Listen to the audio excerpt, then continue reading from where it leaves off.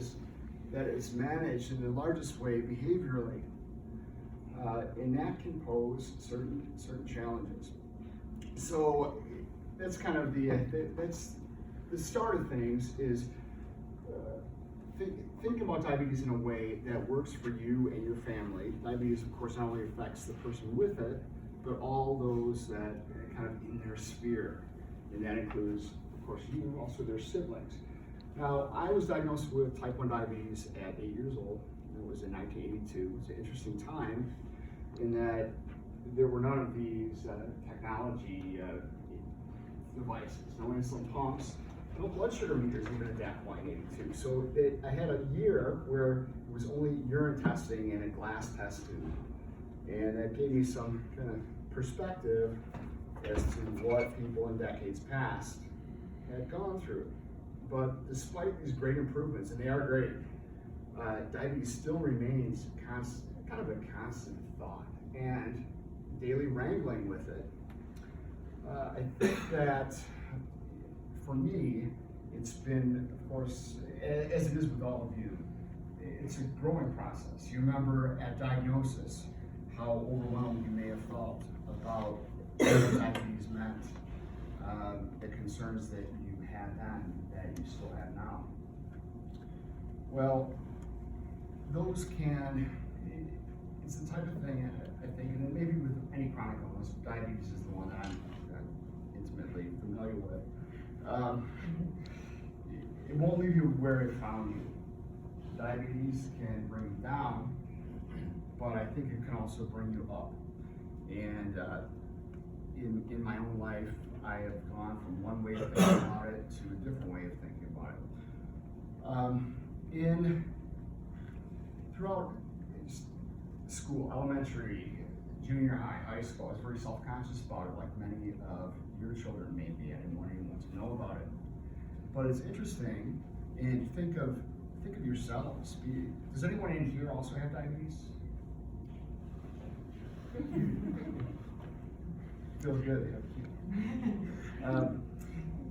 It's the kind of thing where it's a process where you figure, how am I going to frame this thing, and am I going to view this as an obstacle? Because if you do, then that's exactly what it will be. And I went through decades of that. But think about, as you grew older yourselves, maybe from high school to college, where suddenly the differences that you were very self-conscious about, suddenly you realized that there was value in them.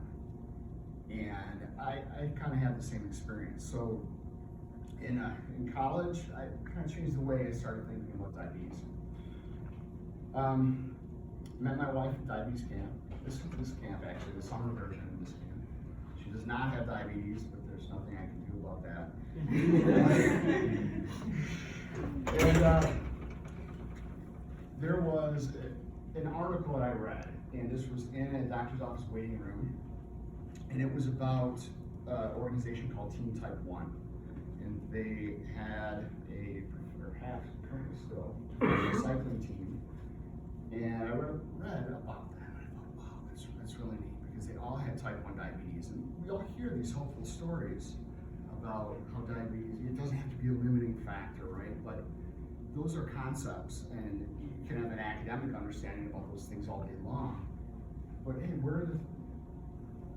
what's visible? What tells that story besides just words? Who can I see that's doing these things? So when I read that article, it was inspiring to me, because I thought, okay, I've heard this for years now. These people are doing it. They're doing something good with this challenging condition. So I emailed the founder of that organization, and to my surprise, he got right back to me. Now, I really probably shouldn't have been surprised, because you think about when you meet another family with diabetes or another kid, it's like an instant common ground. Or you're in the grocery store and you see a pump line through somebody's pocket, or you hear that beep like we heard in this room. You're like, you can hear it across across the large room. You're like, whoa, diabetes is in here. So it is a common ground. I should have been surprised. And he got back to me saying, hey, we're starting up running want to kick it off with a big event. So I was all ears. I was like leaning forward to the computer. I was all excited. But then he explained it, and he said, all right, we want a group of 10 to run cross country from Oceanside, California to New York City, finishing around or before World Diabetes Day for some events that are planned there. And so I thought about this, and if you're familiar with running, long distance running especially, I mean, this is a major undertaking to the point where like running and injury, just in general, they go together. You can't pretend like you're not going to get hurt if you're in the long distance running. And this, there's the likelihood of this succeeding. I just thought was so minimal. But then I thought back to my experience and my parents too. I think it's hardest, generally speaking, on the moms. I remember what it was like for mine, and I thought, okay, even though I think this is highly unlikely to succeed, the idea of me saying no to this, it was clear to me that I would regret it. Like, okay, you gotta try. So I talked to my wife. I'm married. We have 4 kids, and they were younger then, of course. This was in 2011, and she said, "Hey, if you want to do it, go ahead." So it was about a year of training for it, and a number of fractures in the year training for it even. But yeah, so we started out in Oceanside, California in October of 2011. And there were 10 of us. That's how many were starting out. And got down to the point where there were 6. So same amount of miles had to be covered with dwindling number of participants. So basically how it worked is there were 2 teams with a full squad of 2 teams of 5. Each team was on for 12 hours. And we would run in rotations. So basically 5 to 7 miles at a time, and then it would go to the next person. So ultimately, the plan was about 25 miles per day per person. But then when you get down to 6, then now we're at 35, and that's a different story. So it became very difficult, but what propelled it, the whole thing is just the dedication to the cause. And what was the cause? It wasn't fundraising. It wasn't even awareness. It was sending a message that had previously wasn't sent very often. Like, let me see something. Let these people who are stuck in patterns that may not be the most constructive kind of snap out of their rumination or their, just say, wait, and not that maybe I can do that, but maybe I can think about this differently, or maybe I can do more than I'm doing. So that was kind of the idea. Well, as this went on, got through much of the country, but there was a physical cost, of course, but also a mental and emotional cost. And there was a point, and it was in Kansas, where everybody was just very beat up physically. And these weren't slow miles that we had to run. There were 8:15 average, 8:15-minute miles. So it's pretty. I mean, it's not fast, but shoot, for something of that duration, it's fast. So come Kansas, people were getting snappy with each other, and they were at their kind of unraveling. And besides just the runners, there were 2 crew members that drove the RV and vans. There were 3 crew members. And one of them was a dad who had a child with diabetes, and they let us, for this night, where there was, like boiling point, stay in a hotel, which was a luxury, because we were staying in a beat-up RV, and it was disgusting. It was, there were 5 people at a time, and then it would rotate to the next 5 people, and there wasn't a lot of time for showers, and those were taken at truck stops, which I never knew had showers before. They do, yeah, you can pay for a shower there. Yep. But anyway, they were not that frequent, so the RVs were nasty. But anyway, we stayed in a hotel and had a meeting the next morning, and kind of the lead crew chief kind of sat us down and kind of prompted us to think, why did any of you agree to do this? Think about it, and are those reasons that you agreed to do this initially, are those still true? Do you still believe those things? And he told his own personal story of kind of what diabetes did to their family when they handled it in a way that maybe wasn't the most constructive. It can often drive a wedge between mom and dad, and even have a cost on the kids, of course. The kid with diabetes tends to get the most attention, and maybe it's not always the most positive. I don't know, positive is not the right word, but is that the kind of attention that is really going to connect with your child? Probably not. It can sometimes make a kid feel fragile, like they need to be treated so carefully, and it's all out of love and concern, but the message that it resonates with that kid too often, I think, is one of maybe I'm not capable, maybe I need to be handled special, in a special way. So anyway, this conversation at the hotel kind of prompted us to think and carry on, and we ended up finishing in 15 days.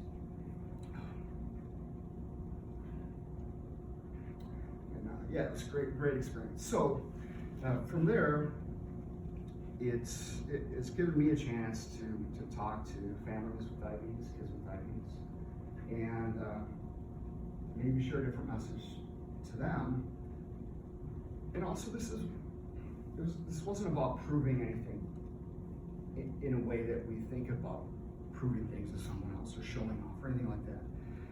It was about demonstrating, but in one way it was about proving something. It was about proving something to ourselves. And great experience. It was definitely a peak experience. Okay, so going on, that was 2011. So, how long can you talk about something that happened a little bit ago? So being conscious of that has kind of caused me to continue to do things that maybe stretch, maybe reach beyond. So for instance, this year, has anyone heard of Camino de Santiago? It's in Spain. It's a trail that goes from France through Spain, and there's a couple movies about it. But I saw one of those movies, and I thought that would be really neat to do someday. Well, if you're waiting for the perfect time to do anything, you'll wait forever. Like, there is no perfect times, I don't think. So this last summer, I did that. I did that alone. And was it risky? Yeah, there's certainly risk. But with diabetes and diabetes management, there are ways to manage that risk. So did I try to have great blood sugars during the 10 days I was gone alone in a foreign country? No. So on average, I was high 100s, right around 200 most of the time. But I felt like that was a smart way to handle it. This last year, I also climbed the third highest mountain in the United States in Colorado, Mount Albert, and it's about 14,500 feet up. And that was interesting because blood sugar was really high. It was really high, and I was stressed about it. And that was also one of the things where I downplayed the risk of that. And even after I got back and had done it, when my wife asked about it, she got one version of that story. I was nervous. But I was good. Wife, I appreciate that. Yeah, there's certain things I know as a husband I would rather not know, and so I share the same grace with her. It's interesting because you think that because the costs were high with that one, because with running, running a marathon or running across America, whatever, things go wrong, you stop running. That's okay. But climbing a mountain alone and things go wrong, like you need a helicopter to get you. Cell phone didn't work. Like, it wasn't the smartest thing I've ever done. I wouldn't recommend it. But diabetes didn't stop me from doing that, even though it might not have month. Diabetes didn't stop me, so I feel good about that. So true or false, and think about this to yourself. Diabetes is the leading cause of amputation, blindness, and kidney disease. The world, and even outside the healthcare profession, everyone knows someone with diabetes. People have heard those public service announcements, and everyone says, true, yes. But actually, that's a false statement. It's not diabetes that causes those things, but it's poorly managed diabetes. And I think that's an important distinction, because if you felt like your child has diabetes, and you thought that statement was true, diabetes causes 3 things you need, none of which you want, why wouldn't you be discouraged and panicked? Because you subconsciously make that link. Like, if it's an if-then relationship, and I've satisfied this first condition, I'm on the road. But that's not the case. So when I first heard that, I should have known it, but I didn't put it together. And that was only about 5 years ago. That is cool. So every time I have a chance to talk to people with diabetes, I always like to share that, because it changed my perspective. Maybe it shift yours a little bit too. And what does good control mean anyway? It means different things to different people, based on age. Okay, you can't manage like Mark Walsh manages if you can't expect your 12-year-old to achieve those kind of things, and you shouldn't. I think it's important to keep expectations of yourself and your child reasonable. In my mind, great diabetes control means taking it from a place of central focus, moving it to the side so you can live your life. There's not much reward, independent reward in good numbers.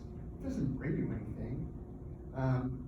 I think moving it to the side and living your life and being able to breathe and enjoy it, that's important. It's too easy to get bogged down in the numbers and the clinical measures and kick yourself up and try not to do it. It doesn't do anything good for anybody. So that is basically my message, is maybe reframe the way you think about diabetes, and it could breathe some new life into you and your family and your enjoyment of life in general. So, yeah. All right. Any questions? So that was really nice, thank you. So oftentimes when you have, this is especially true for young adult who's interested in training to do something or just being more physically fit, just having diabetes alone makes that whole process more overwhelming. Do you have any advice on how to kind of get the ball rolling and kind of overcome that hurdle, as far as, not only do you have to come up with a workout plan, eating plan, whatever, you have to come up with a diabetes plan. So how do you, Yeah. how do you work together on that? Yes. All right. So first, starting small. You want the goals that you have for yourself. No matter who you are or what age you are, they need to be achievable. So don't start out too high and keep your expectations lower, and then raise them as you advance. But with training and diabetes in general, I think a good diabetes plan relative to athletic training is one that works about 80% of the time. So basically, I've not found a way to get better than that. You got to be prepared for when things go wrong. What I use are these are just these are blocks. They're little cubes. They're 8 grams each, and they're easy to carry. So I've just gotten into the habit of using these. I find them convenient, and I also know that I'm not going to overtreat my lows with these. Whereas if I have a bag of Skittles, I'm not going to have, I'm not going to have 12 Skittles, because I know myself and I know my weaknesses. So, that comes with age, I guess. But yeah, so I use these. So I guess the answer to the question is blood sugar testing, or looking at to see what your CGM does as you're training, and making adjustments from there. Also being prepared if it's like a race day or game day. Blood sugar a lot of times, and I'm sure you've found this, goes up instead of down. So see how, And I give any medical advice. But I know, it's effective. yeah, I know what I tend to do because I predictably, like marathons, I predictably go through the roof. So I personally will bolus with about 4 miles left, like not a small bolus, 7 or 8 units. Because I know most of the time when I don't do that, I'm 400 plus afterwards and I feel terrible. So for me that works, but every person has to find out their own kind of idiosyncrasies. So one thing I would say to that is that, like, to try to get over that starting line to take on an activity like that with diabetes. Usually anyone who does marathoning, diabetes or not, or whatever, long distance biking, has a partner that's going through that process with them.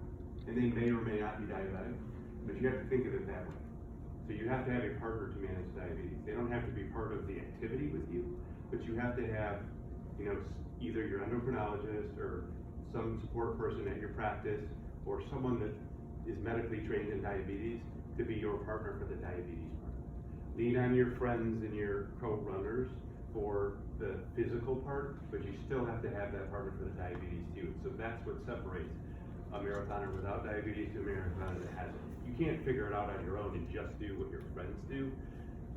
Do the conditioning like your friends do and have a separate support structure for the diabetes. There's a lot of people out there that are really good at this stuff and can help you, but you don't, why figure it out on your own when there's thousands of people that have already done it? Diabetes coach. Yes, for sure.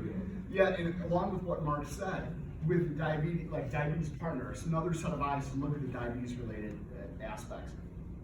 When we get too close to our own personal circumstances, and it's hard to see. I think it's maybe impossible to see things objectively, and that's where another person to look at more objective person is very helpful.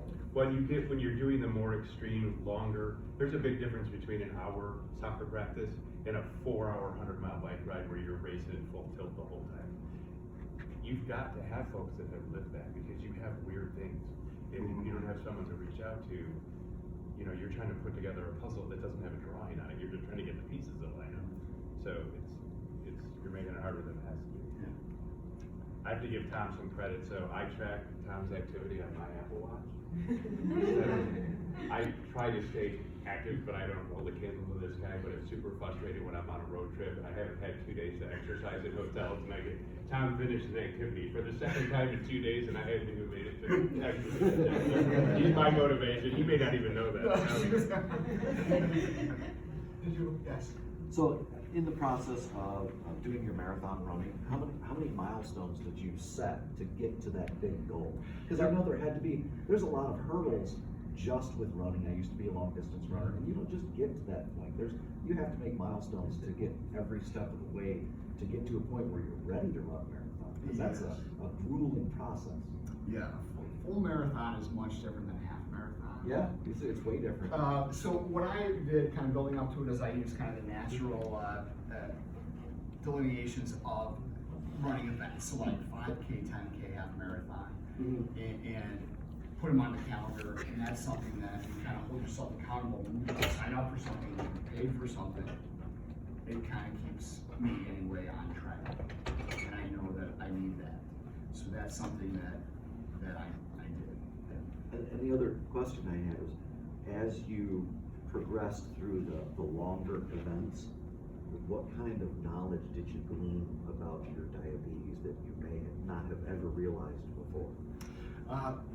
Post-exercise basal rate reductions that were necessary was one, and how long that lasts. So initially, I would do temporary basal rates post long runs, but then what I found out is when I was in that kind of training schedule, it was more than just a temporary basal rate that was needed. It was a whole new profile. Right, because your body is engaged and in that mode for running, and when you do any kind of lengthy, long-term exercise that's more than an hour, I'm an old Army guy, used to teach physical fitness and all that, so your metabolism stays elevated for much longer when you get into these 5, 10K runs and stuff like that. Your metabolism stays high for hours and hours and hours after that event. Yes. So that's what I was kind of getting at. And also morning, really focus then on the morning as I learn more, because if you're at a risk for low blood sugars,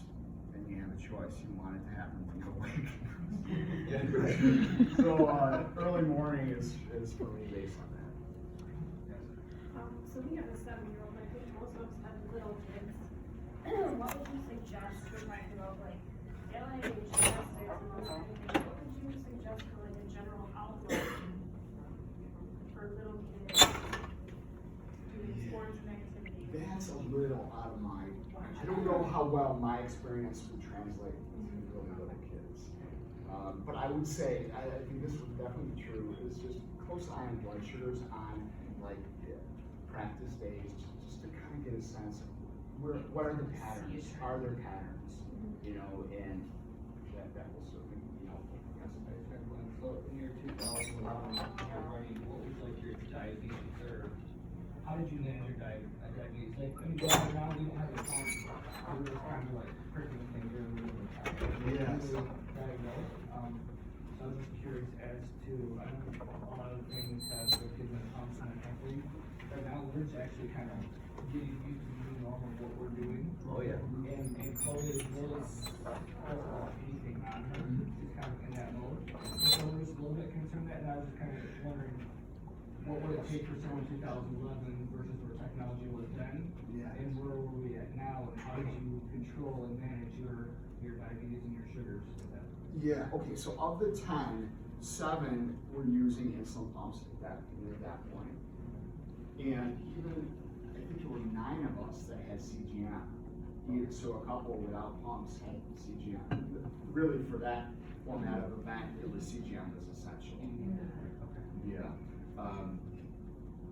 But I think, and this is just a personal opinion, I think that a person, regardless of age, has to have a certain level of acceptance of, you know, diabetes, and in order to have something on them, you know, and will they reach that point? Probably. Most people do. Some don't, but I think until that point, it's to push it. You know, I mean, what are your thoughts on that? Yeah, so I think, I don't know, I feel like the advice that's kind of carried the most weight is nothing's really permanent if you think about it. So you can always try a pump, and you can always try a CPR, and you can always not do it after. Yeah. You know, so I think, you know, I think just being open about trying stuff is kind of, I felt like the best way to. I think part of what we're going through as a family, aside from Chloe, is Eric and I, it's hard to accept the fact that this is the new normal. Right now, we're getting through it, and, you know, we're not want to commit to, I mean, this weekend's been really good for us. The other families and parents are going through things, but like for us, it's just like, is this really a long-term, I don't like disability, I don't like the word disease, because I think that's kind of harsh, but I think disability or, you know, condition, as a matter of looking for it, right? We're being very cautious about how we're talking to her about it, although she's very knowledgeable on what's going on. But I don't think that we could preach to her to get a pump or to get some of the new things is unless we actually accept the fact that this is not something that's just a virus that's going to go away in 6 months to a year. So that's kind of where we're at emotionally, probably. There's probably not a rebuttal to that other than personal experience, but that's just kind of where we're at. Yeah, right. And Yeah. everyone's journey with that whole processing all that is different. Sure. But one thing that I heard, this was from an Olympic coach, that there's little growth in times of comfort and little comfort in times of growth. Well, diabetes and life with diabetes, you know, it's focusing on diabetes specific. There's not that much comfort in that, so there's going to be a lot of growth. But you know, people are. Well, I think we all have a perception like we are the people that we are and we will be forever. Think back to when you were in high school. Are you the same person that you were then? I don't know any of you, but I'm sure no. Okay, so it's, you know, we're all in a constant state of evolution. I think sometimes it's easy to forget that. I heard this just yesterday, and I think it is appropriate. A comedian said, "I don't know if I would ever get a tattoo. You know, getting married or having kids, I I maybe want to do that, but the tattoo just seems so permanent. As if marriage and kids are not permanent. Everything is in flux and changing all the time. The room that we're in, we're standing on a spinning ball right now. Like everything is changing, and along with our outlook and the way that we think about things. And I think we have to give ourselves room to see ourselves that way, instead of just remaining, retaining the same behaviors and patterns of thought. I'm not sure if you could speak to this necessarily, but as, seems like you went through an amazing transformation and acceptance and taking your diabetes to many different amazing places. Yeah. Are there things that your parents did that you recall, because as parents who are not the diabetics, but are raising diabetics, are there things that your parents did that you can recall set you on this path to success? Or something like maybe things they did wrong that you would like to. Because we're all worried about doing the wrong thing. Yeah, I mean, my mom was so nervous about it post-diagnosis for years after, and I feel bad that she was in that state. Like, I did nothing, I don't think, to encourage that. I mean, I was very compliant, but she remained there for too long. I know it took a toll on her quality of life, for sure. So that's one thing that I wish was different. It's not how I grew up or how I felt about my diabetes, but how she felt about my diabetes. That's what if I could change one thing about it, that's what I would change. She was supportive, and I never got the sense that I couldn't do things, even in an era where doing things was a lot more difficult than it is now. As you said, you talked about being in good control is what keeps you Good control. in, the desire to be, or good management, that's what it was, Yes. leads to long, healthy life. But you have to have the desire, to be in good control, right? So. Yes. So one thing that I've noticed, and has helped as I've gone older, is what blood sugar numbers do to attitude. Like, because you think about, all right, long-term complications. That is something out there, indeterminate, and that can be not as motivating, especially to a kid that feels invincible. Gosh, that was a great feeling, wasn't it? Like, but to connect glycemic control to something more immediate, for instance, moodiness. I don't know how many of your kids, when their blood sugar's high, are super snappy, and you're like, oh my god. So, to maybe draw their attention to it, because they feel terrible too. It's almost like, and I don't know how much of what I'm saying is like universal, but I think a lot of it is, and I think this is, that high blood sugar, it's almost like at a cellular level, you are so agitated. And no patient likes that. Even if their blood sugar's, high most of the time, they don't like feeling that way. So maybe drawing their attention to how they feel. No one, I don't think another person is capable of changing someone else's mind. We need to change our own minds, but we can be brought to that point by information or other people's input, but it's really up to us. So I think that knowing your child the way you do in other ways, to connect with them and have them reach their own conclusion, hopefully one that you would like them to reach. But, Thank you so much for sharing your story. It's really amazing. One thing it occurs to me is, like, as parents, and hearing about the new technology, we are so eager to grab onto the new thing, but it's also kind of easy to recognize that the kids aren't always ready for it. Yeah.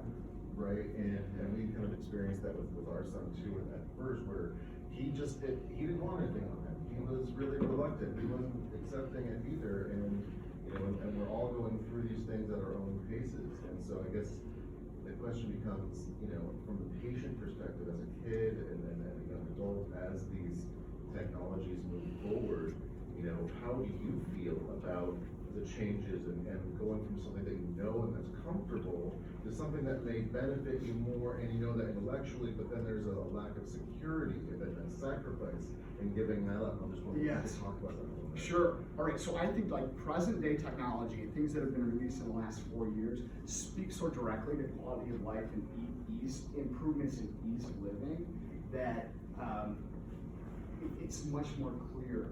In prior advancements in technology, the improvements were so subtle, not so much on the surface. Like for instance, I use one of the hybrid pumps with the Dexcom CGM.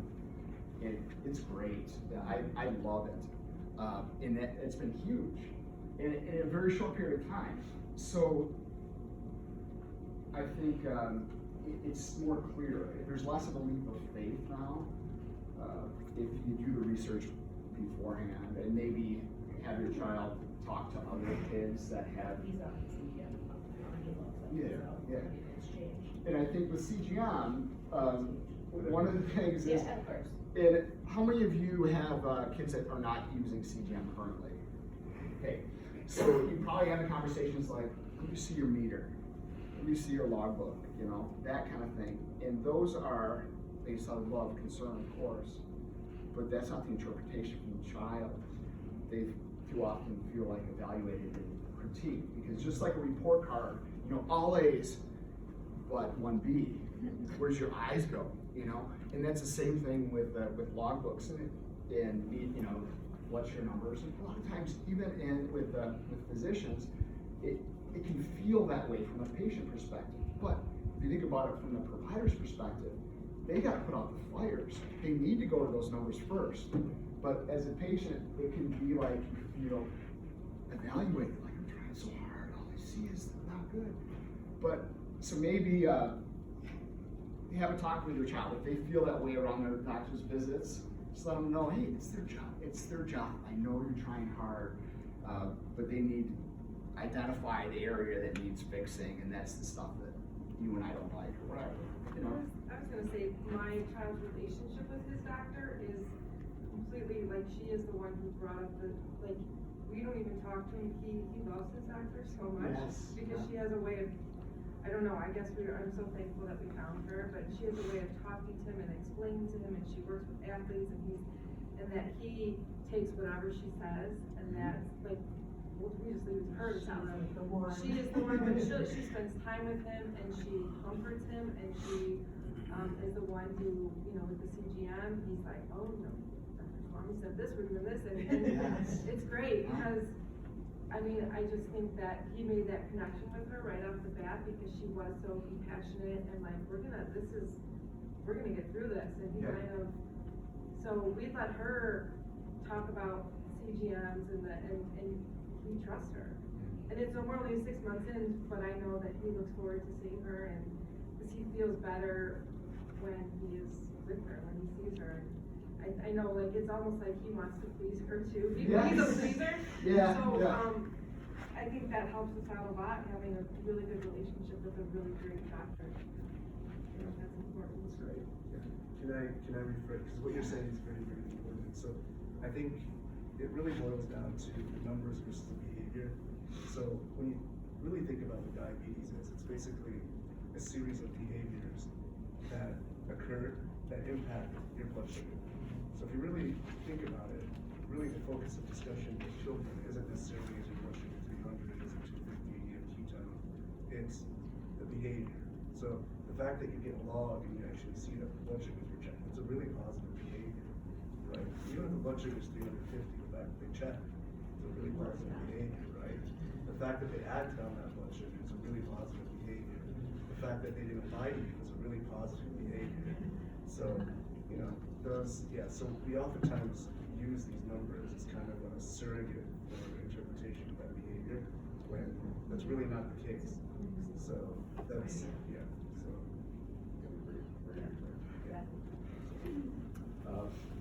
Just I'll even, finish up here. I know the weather's gonna be bad, but one thing that I thought was interesting, that person I told you about, my wife that I met at diabetes camp, she was there during her residency, she was a pediatrician. Well, a couple years ago, I started sharing my Dexcom numbers with her on her phone. And I was reluctant to do it, you know? But she came back after, she said to me after a couple days, like, wow, you know, diabetes must be so hard. Like, and at that point, we've been married for 17 years. But until it was right there. All day long. Yeah, it's hard to know what it's like, and yeah, I just think it's a journey, and it's something that should not derail you and take away your enjoyment of life. I just have a question for the group here, because I'm kind of stuck at a point. Everybody who, when they first get their CGM, are you addicted to looking at that data? Yeah, unfortunately, yes. Unfortunately. But it's a blessing at the same time. It is. When her numbers are good, I feel good. You know, when she's crashing or she's way high, I'm agitated. More than that. I mean, for us, I remember one time, so our kid does a bunch of activities. Right. And we were not on CGM yet, and we checked her levels before she started the activity, and right. Obviously it makes sense. And one day she's fine, she's in a good mood, ready to go, and we just check her blood glucose, and she was at 55. We had no reason to expect that she would be low. We had no sign, nothing. Right. When you have the CGM, even with its imperfections or anything, at least you see where it's heading. Yeah. And just for that reason, for us, it was enough to motivate using the CGM non-stop. So yes, we're addicted to the numbers. Yes, we're looking at the trends and everything, but it gives us the opportunity to act on it beforehand. Yeah. Before things go south. I would also say too, oh, I'm sorry, I didn't mean to cut you off. No, I'm not. Sorry. Just say we don't share, we have a CGM, but we don't share she doesn't carry a phone, so we don't share that data. And she maintains her own control, and we download it weekly. But it's not, we're not police, we're not on that train. See, that's my fine line right there, because I'm the police.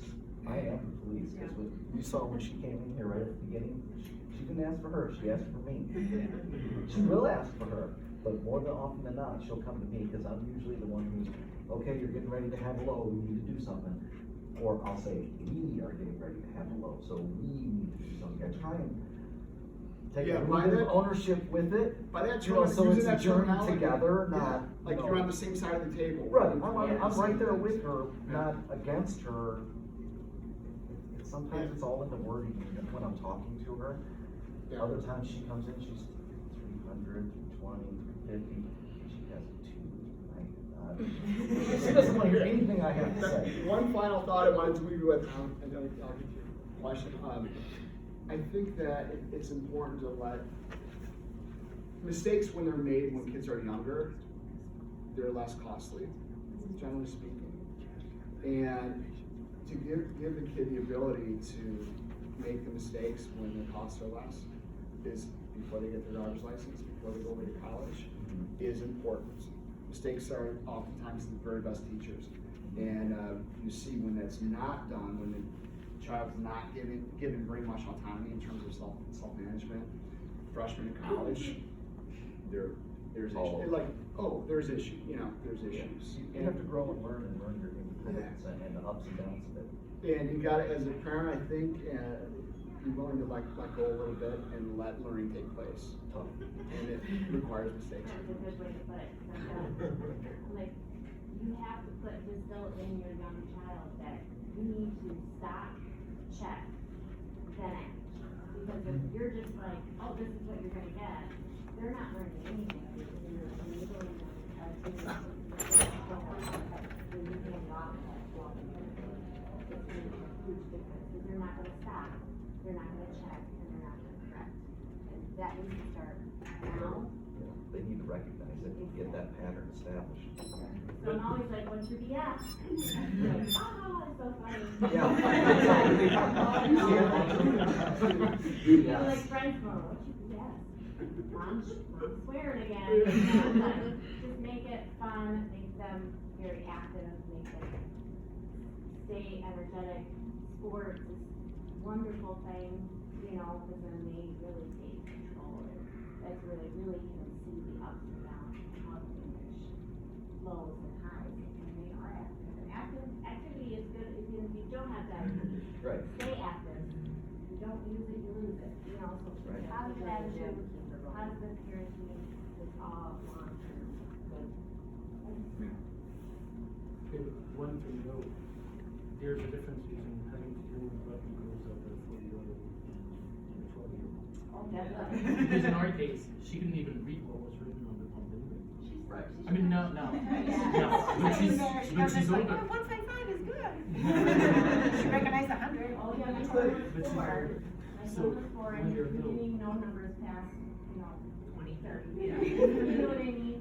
But from kindergarten, the teacher's like, he's so good at math. You know, what the number 455 is, like, my other kids don't. I mean, nothing to add. Like, he was so on top of math, and he loves math. He just understands it, it makes sense. It's a good thing. I would interrupt, but also to the point about devices, I feel like, and maybe it's unique to Reese and her age, at every step of the way, she has told us when she's ready for the stuff, and sometimes it's just because she's tired of the old stuff. Yeah. But we just did a pump rate because she was crying and begging for shots every time we had to put on a pod. I was like, okay, do you need a break? Yes. And then we said, should we look into a different kind of pump? And with the Dexcom too, she started to see other people with them, she got really tired of being pulled from soccer to get her fingers pricked. So I feel like there was just often a critical, you know, I try and always, it's really hard to keep in mind that at the end of the day, this is her life and her disease. And it has to be a system that works for her, and I feel like she usually is pretty good, sometimes with some coaching, at being like, I'm done. I need something different. Well, thank you for having me. Don, thank you. So, I just wanna say